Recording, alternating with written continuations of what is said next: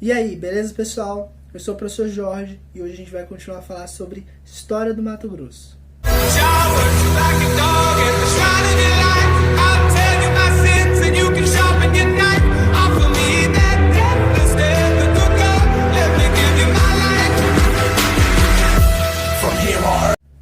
Na aula passada, falamos a respeito dos bandeirantes que adentraram no atual território mato-grossense, que antes pertencia à Espanha, em busca de índios para vender como escravos lá em São Paulo. Porém, no meio do caminho, encontraram o bendito do ouro. Com a descoberta de ouro na região, começa a se desenvolver uma vida urbana local. Pessoas começam a construir casas, mercados, e toda a vida urbana ela precisa ser abastecida de produtos de consumo, produtos de primeira necessidades.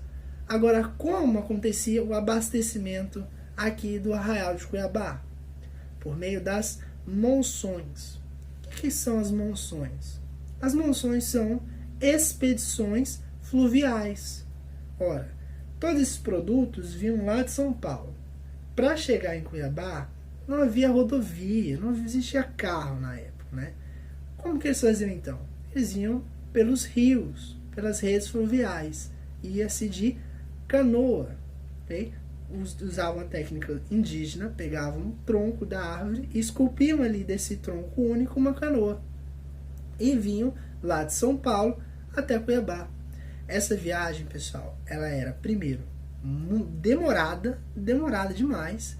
Levava de 4 a 6 meses para chegar. Pensa bem, se de carro você sair aqui de Cuiabá e chegar em São Paulo, leva um dia e meio. Imagina indo de canoa pelos rios e ainda tendo que atravessar certos trechos de terra, levando canoas nas costas. Claro que os portugueses colocavam os escravos para fazer isso, mas mesmo assim, levava muito tempo, ok? 4 a 6 meses e era feito uma ou duas vezes ao ano no máximo. Além de muito demorado, era perigoso demais. Existia os índios, ok? Alguns índios, eles resistiram à dominação portuguesa, à entrada desses portugueses no território que era deles. Dois exemplos importantes desses índios foram os índios paiaguás e os índios guaicurus, que justamente atacavam essas monções. Com toda essa dificuldade de comunicação e de movimento, de sair de um local e chegar em Cuiabá, se desenvolve ali na região um poder local. Quem que ia fazer, por exemplo, valer as leis da coroa portuguesa? Ou valer o imposto, cobrar o imposto? Quem que ia ter isso? Esse poder? Acaba que quem morava lá, aos poderosos locais. E quem eram esses poderosos locais? Eram os grandes comerciantes, aqueles que se enriqueceram com o comércio e com a extração do ouro. Desses grandes poderosos locais, 2 se destacam na historiografia mato-grossense, que costuma cair muito em concurso. Já vai pensando nisso aí, que provavelmente, se tocar nesse assunto, vai cair falando dos irmãos Leme. Que eram os irmãos Leme? Os irmãos Leme eram 2 desses poderosos locais, 2 irmãos, que enriqueceram com o comércio e com a extração do ouro, e que mandavam e desmandavam na região de Cuiabá. E para um governo estatal, para o governo da capitania de São Paulo, isso era muito ruim, porque existia o problema fiscal.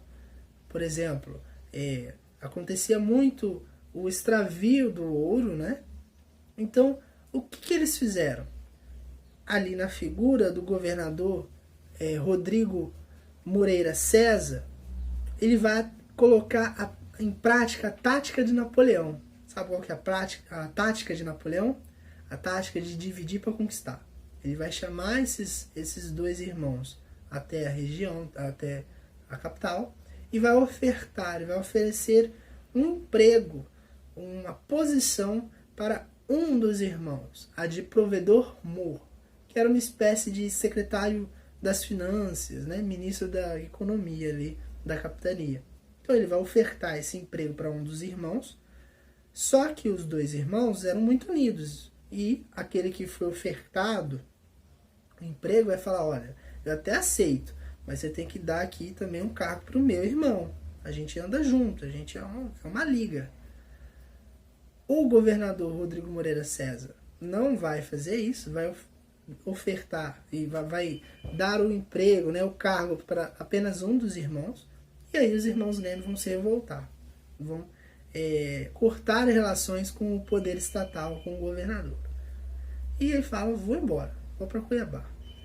O problema deles foi que eles contaram para todo mundo, né? O governador ficou sabendo disso. O que o governador Rodrigo Moreira César fez? Ele pensou, vou acabar com esse problema de uma vez só. Ele então faz uma artimanha jurídica, uma armação jurídica para prender os dois. Ele confisca os seus bens e os barcos, as embarcações que eles vieram, e tenta prender eles. Só que os irmãos ali se refugiam na mata, é feito um cerco contra os dois irmãos e os seus capangas, sua guarda pessoal, por assim dizer, e também os escravos que eles tinham ali. E esses dois, um deles vai acabar sendo morto e o outro preso, condenado, esquartejado, okay? E exposto para todo mundo ver que quem mandava ali realmente tinha que ser o poder estatal, o governo da capitania. Eliminando o poder dos irmãos Leme, o governador vai fazer algo impensável na época. Ele vai se mudar para o Arraial de Cuiabá. Já que a distância, mandar aqui da capital é muito difícil, eu vou me mudar para a capital eu vou mudar para o Arraial de Cuiabá. E é isso que ele faz. Ele junta um monte de gente, uma monção enorme, um monte de pessoa, de uma vez só, faz essa longa viagem, chega aqui no Arraial de Cuiabá, ele transforma o Arraial de Cuiabá em uma vila, se torna Vila Real do Bom Jesus de Cuiabá. Olha só, esse é o nome oficial na época colonial. Vila Real do Bom Jesus de Cuiabá. Claro que ninguém fica falando esse nome inteiro, é só Cuiabá. É que nem, por exemplo, Chapada dos Guimarães. Ah, eu moro em Chapada dos Guimarães. Não, eu moro em Chapada. O Santo Antônio Levegé. Ah, eu moro em Santa... Não, você mora em Levegé. Ah, eu moro em Vila Bela, Santíssima Trindade. Ninguém fala o nome completo, só fala Vila Bela. Todo mundo fala Cuiabá. E então o governador vai ali vai se mudar para a vila de Cuiabá e vai também tomar algumas atitudes em prol da coroa, em prol da fiscalização. Por exemplo, ele vai mudar o imposto, ele vai colocar o imposto do quinto. Para quem não lembra, o que é o quinto? É um imposto em que quinto do ouro, ou seja, 20% do ouro era da coroa, o resto estava liberado. E vai também construir na vila de Cuiabá, ele vai construir ali uma casa de fundição. Antes o ouro ia em pó até São Paulo, ali virava barra, e nesse meio caminho acontecia ali extravios. Agora não, agora tem que ser feita, o ouro tem que ser fundido ali na própria vila. Isso vai ajudar na fiscalização. Ótimo. Outra coisa, ele vai colocar ali um cargo de ouvidor, uma espécie de juiz da época, para cuidar da lei, para fazer a lei valer também. Ótimo. Todas essas ações, essas atitudes do governo estatal, do governador Rodrigo Moreira César, vai causar um certo incômodo na região. E muitas pessoas vão acabar saindo de Cuiabá, se mudando para Goiás ou voltando para São Paulo. Por quê? Porque o ouro está acabando, porque o ouro é um recurso que se esgota, então já passou um bom tempo da extração em massa do ouro ali, e porque começou a ficar mais difícil ganhar dinheiro, porque aumentou o imposto, a fiscalização aumentou. Isso vai gerar um problema, porque aquele território em que se encontrava Cuiabá pertencia ainda à Espanha. Os portugueses estavam ocupando, estavam extraindo ouro, mas, segundo o Tratado de Tordesilhas, esse território ainda era espanhol. E precisava de gente ali, até para defender. Se os espanhóis atacassem, tinha que ter gente morando ali. E aí o governo vai ter que tomar alguma medida. E vão ser essas medidas que a gente vai observar na próxima aula a respeito da criação da capitania de Mato Grosso e também da primeira capital, Vila Bela da Santíssima Trindade. Ok? Foi muito boa a aula, foi um prazer e até mais.